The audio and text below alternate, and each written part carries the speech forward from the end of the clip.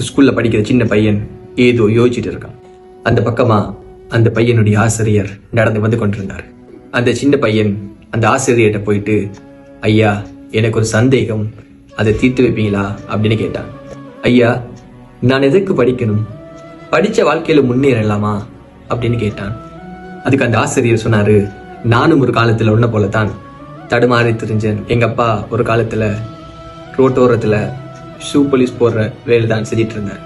எங்க அப்பா கிட்ட என்னோட ஸ்கூல் பிரின்சிபல் வந்து ஷூ போலீஸ் போட்டுக்கிட்டாரு. அதுக்கப்புறம் சொன்னாரு, எந்த ஷூக்கும் நீங்க ஷூ போலீஸ் போட்டதை நினைச்சு பெருமைப்படுங்க அப்படின்னு ஒரு நக்கலா சிரிச்சிட்டு போயிட்டாரு.